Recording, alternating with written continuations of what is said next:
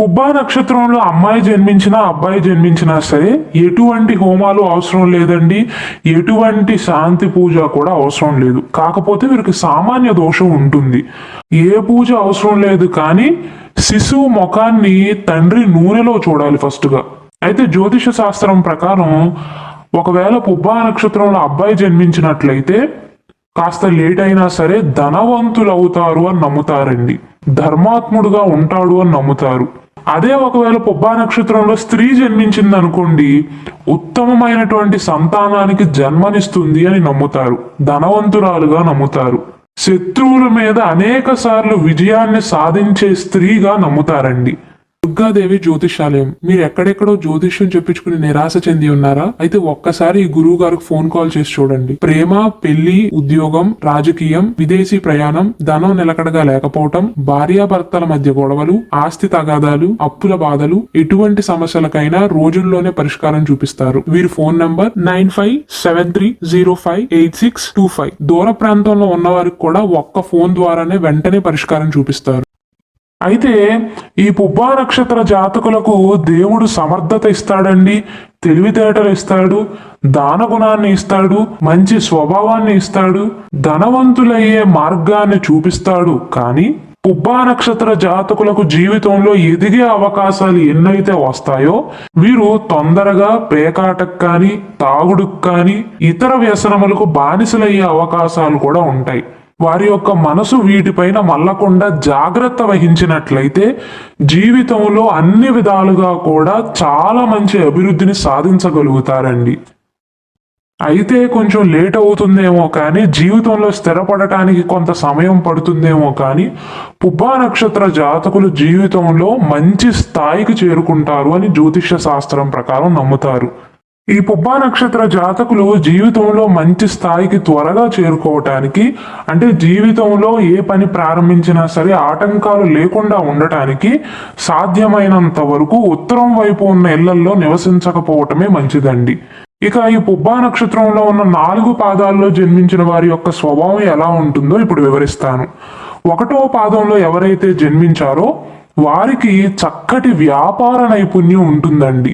ముఖ్యంగా ఎగుమతి దిగుమతి వ్యాపారాలు, అమ్మకాలు కొనుగోలు వ్యవహారాలలో నిపుణులు అని చెప్పవచ్చు. అయితే శారీరకంగా కాస్త బలహీనంగా ఉంటారండి. 2, 3, 4 పాదాల వారి కంటే కూడా 1వ పాదంలో జన్మించిన వారు ఫిజికల్ గా వీక్ గా ఉంటారు. కానీ త్యాగం చేసే స్వభావాన్ని కలిగి ఉంటారు. విలాసవంతమైన జీవితాన్ని గడపటానికి ఇష్టపడతారు. ఒక 10 రూపాయలు సంపాదించారనుకోండి, 8 రూపాయలు ఖర్చు పెడతారు, 2 రూపాయలు మాత్రమే జేబులో వేసుకుంటారు. అంటే ఒక రకంగా అంత కష్టపడి సంపాదించేది అనుభవించటానికే కదా అన్నట్లుగా వీరి మనస్తత్వం అనేది ఉంటుందండి. సంగీతం అన్నా కళలన్నా ఆసక్తి ఎక్కువగా ఉంటుందండి. సహాయకారిగా ఉంటారు, స్నేహపూర్వకంగా ఉంటారు.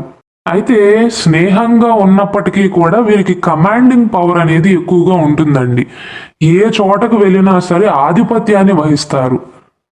ఉదాహరణకు ఈ పుబ్బా నక్షత్రం 1వ పాదంలో అమ్మాయి జన్మించింది అనుకోండి, అత్తగారింటికి వెళ్ళినా సరే లేదా ఏదైనా కొత్త ప్రదేశానికి వెళ్ళినా సరే వారికి ఇవ్వవలసిన గౌరవం ఇస్తుంది. ఆ విషయంలో నేనేం కాదనట్లేదు, కానీ కమాండింగ్ గా ఉంటుందండి.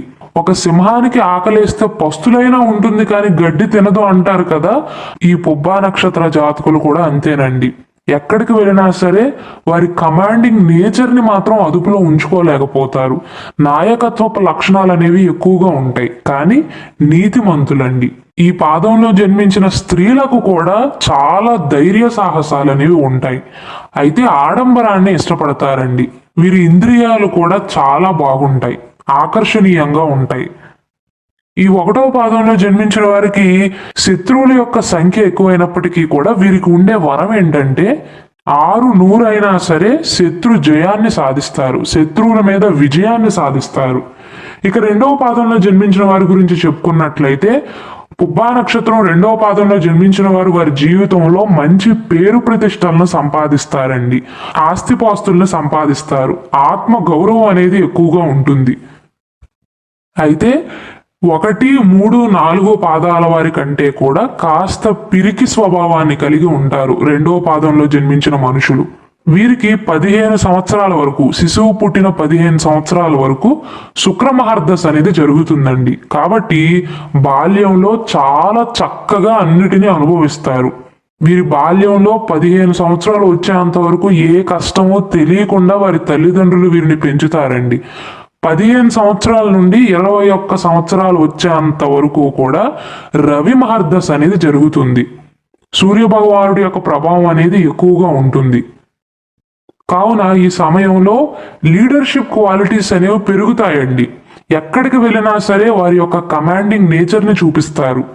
21వ సంవత్సరం నుండి 31 సంవత్సరాల వరకు ఈ మధ్యలో ఉన్న 10 సంవత్సరాలు చంద్రమహర్దశ జరుగుతుంది. కావున ఈ సమయంలో వీరికి ఇప్పుడు తీసుకున్న నిర్ణయం ఒక 5 నిమిషాల తర్వాత కరెక్ట్ అనిపించదు. అంటే వారి మనసులో ఉన్న ఆలోచనలు అనేవి చాలా వేగంగా మారిపోతూ ఉంటాయి. మనుషుల మీద వీరికున్న అభిప్రాయాలు కూడా అంతే వేగంగా మారిపోతూ ఉంటాయి. అంటే మనసు అనేది నిలకడగా ఉండదండి. 31 సంవత్సరాల నుండి 38 సంవత్సరాల వరకు వీరికి కుజమహర్దశ అనేది జరుగుతుందండి. కాబట్టి ఈ సమయంలో ఈ మధ్యలో ఉన్న 7 సంవత్సరాలు కూడా వీరికి కోపం ఎక్కువ అవుతుంది, ఆవేశం ఎక్కువ అవుతుంది. చిన్న చిన్న వాటికే చికాకు పడుతూ ఉంటారు. 38 సంవత్సరాల నుండి 56 సంవత్సరాలు వచ్చేంత వరకు ఈ మధ్యలో ఉన్న 14 సంవత్సరాలు వీరికి రాహు మహర్దశ జరుగుతుందండి. కాబట్టి ఈ సమయంలో 38 నుండి 56 సంవత్సరాల మధ్య కాలంలో ఉన్న 14 సంవత్సరాలు వీరికి చిన్న చిన్న ఆటంకాలు ఉండటం కానీ అభివృద్ధి కూడా ఈ సమయంలోనే ఉంటుందండి. పిల్లల కోసం ఎక్కువగా ఖర్చులు చేయవలసి రావటం కానీ, కుటుంబం కోసం వీరు పోగు చేసుకున్న డబ్బులో కాస్త ఖర్చు చేయవలసి రావటం కానీ, చిన్న చిన్న ఆటంకాలు ఎదురవటం కానీ జరుగుతుందండి. 56 సంవత్సరాల నుండి 72 సంవత్సరాలు వచ్చేంత వరకు వీరికి గురు మహర్దశ అనేది జరుగుతుందండి. ఈ మధ్యలో ఉన్న 16 సంవత్సరాలు చాలా బ్రహ్మాండంగా ఉంటుంది రెండవ పాదంలో జన్మించిన వారికి. 72 సంవత్సరాల నుండి 91 సంవత్సరాల వరకు ఈ మధ్యలో ఉన్న 19 సంవత్సరాలు మీకు శని మహర్దశ అనేది జరుగుతుందండి. ఈ మధ్య సమయంలో భూమికి సంబంధించి కొన్ని ప్రయోజనాలను పొందుతారు. కాకపోతే ఉద్యోగ వ్యాపారాలలో చిక్కులు చికాకులు అనేవి కొద్దిగా ఎక్కువగా ఉంటాయి. ఎప్పటి నుండి అంటే 72 సంవత్సరాల తర్వాత నుండి.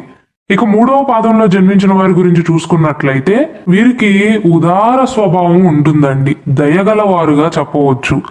బంధుత్వం పట్ల ప్రేమను కలిగి ఉంటారు. ఉదాహరణకు వీరి బంధువుల్లో ఎవరైనా వీరిని మోసం చేశారనుకోండి, ఒక 10 సంవత్సరాల తర్వాత వారే వచ్చి వీరితో మాట్లాడితే జరిగిందంతా కూడా మర్చిపోయి మళ్ళీ బంధుత్వాన్ని కొనసాగిస్తారండి. అంతటి విలువనిస్తారు 3వ పాదంలో జన్మించిన వారు బంధుత్వానికి, బంధానికి. వీరి పర్సనల్ లైఫ్ మంచిగా లేకపోయినా బాగున్నా సరే మంచి పిల్లలకు జన్మనిస్తారండి. 3వ పాదంలో జన్మించిన వారికి పుత్ర సంతానం అధికంగా ఉండే అవకాశాలు ఉంటాయి. వీరికి పుట్టినప్పటి నుండి 10 సంవత్సరాల వరకు శుక్రమహర్దశ అనేది జరుగుతుందండి. కాబట్టి ఆ సమయంలో బాల్యం అనేది చాలా చక్కగా కొనసాగుతుంది. బాగా చదవగలుగుతారు. అయితే అలంకరణ పైన వ్యామోహం అనేది ఎక్కువగా ఉంటుందండి. 10 సంవత్సరాల నుండి 16 సంవత్సరాల మధ్య కాలంలో ఈ మధ్యలో ఉన్న 6 సంవత్సరాలు కూడా వీరికి సూర్య మహర్దశ జరుగుతుంది. కాబట్టి ఈ 6 సంవత్సరాలలో వీరిలో లీడర్షిప్ క్వాలిటీస్ అనేవి ఎక్కువగా ఉంటాయి.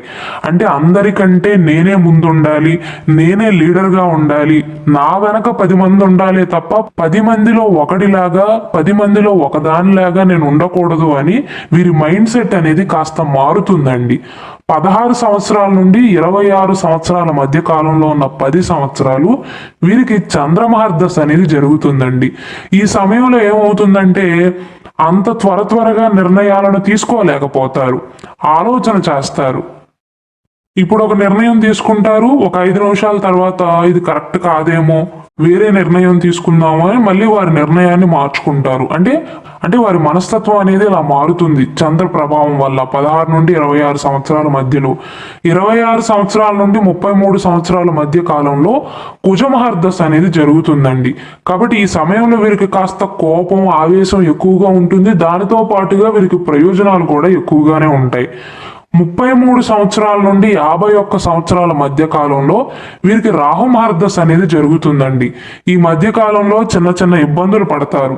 మెయిన్గా ఉద్యోగ వ్యాపారాల విషయంలోనండి చిన్న చిన్న అడ్డంకులు అవరోధాలు ఎక్కువగా ఉంటాయి. 51 సంవత్సరాల నుండి 67 సంవత్సరాల మధ్య కాలంలో గురు మహర్దశ అనేది జరుగుతుందండి. ఈ మధ్యకాలం అనేది మీకు చాలా అనుకూలంగా ఉంటుంది. 67 సంవత్సరాల నుండి 86 సంవత్సరాలు వచ్చేంత వరకు మీకు శని మహర్దశ అనేది జరుగుతుందండి. ఈ మధ్య కాలంలో మీరు పెద్దవారైన తర్వాత వృద్ధాప్య సమయంలో ఉద్యోగ వ్యాపారాలలో కాస్త ఇబ్బందులు ఎక్కువ అవుతాయి. అయితే భూమికి సంబంధించి కొన్ని ప్రయోజనాలను పొందగలుగుతారు. సమాజంలో గౌరవ ప్రతిష్టలు అనేవి పెరుగుతాయండి.